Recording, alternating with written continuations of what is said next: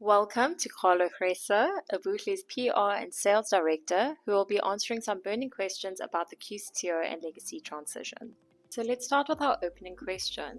We've recently seen an extension on certain legacy qualification. What is your overall view on what this means for businesses?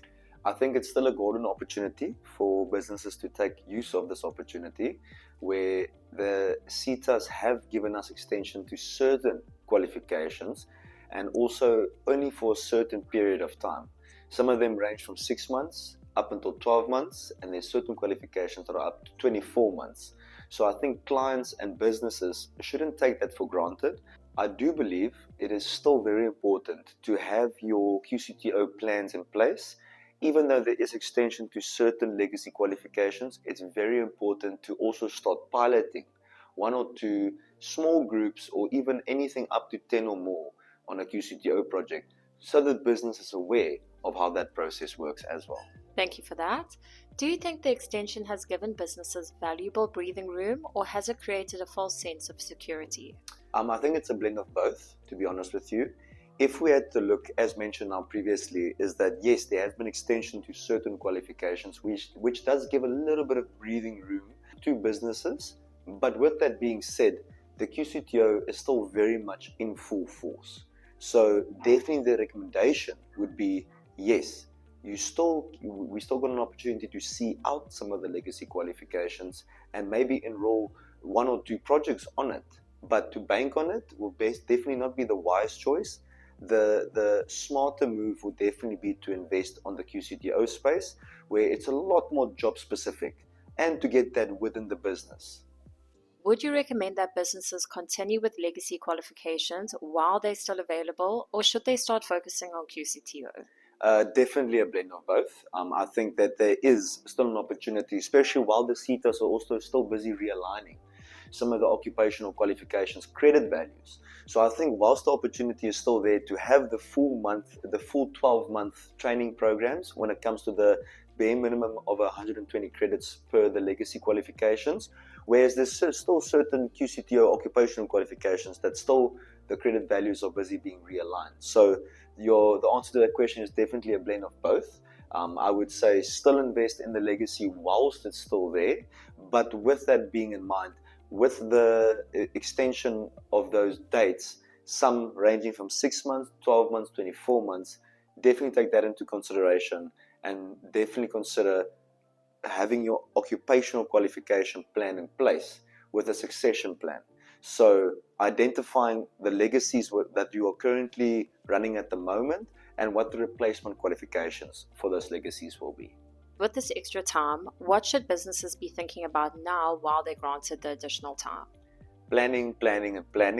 I think that's where we've got an opportunity. The deadline was the 30th of June, and then the Minister of Education gave us a little bit of breathing space for businesses to still have the opportunity to run the legacy, but most definitely, the planning starts now.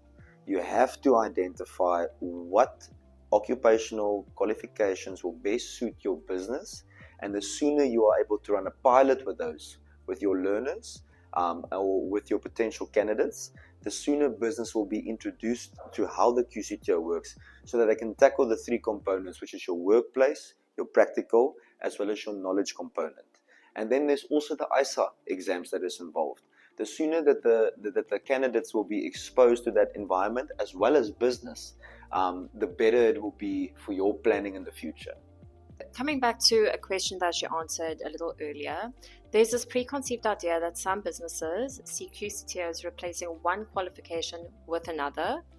Is this transition really that simple with replacing legacy with QCTO? I think the short answer to that is definitely no.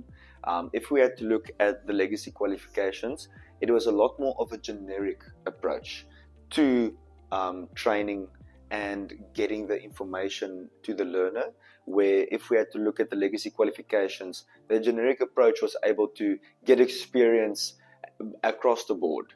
But if we had to look at the occupational qualifications, it's extremely job specific, where whatever your role and your task is within that business, the occupational qualification will look after that role and responsibility, giving you the essential skills and getting you ready. By the end of the program, when you've finished your last module and you have finished off your ISA exam, you will be work ready, if I can say it like that. A relevant question to ask during this time is, can both Legacy and QCTO coexist? Is it really an either-or decision to make between the two, or is there room for businesses to do both strategically?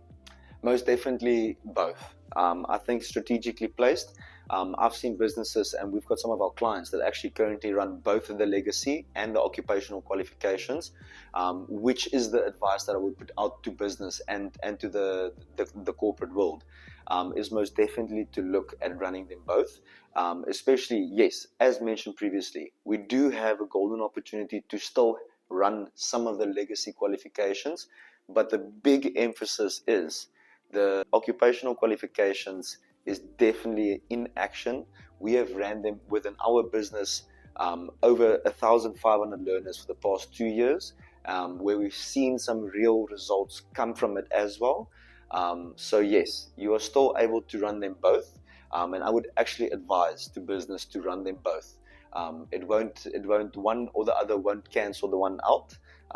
And definitely then when it comes to the transition to full QCTO qualifications, business will be comfortable and be ready to run the occupational qualifications.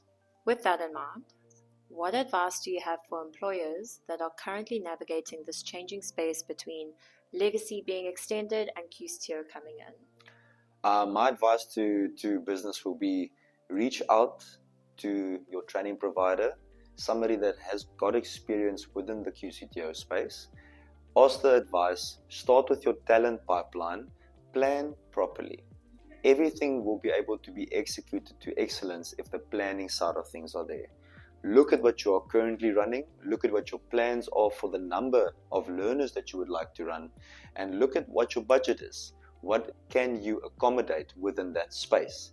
Identify the next group, as well as learners that have been on legacy qualifications as well.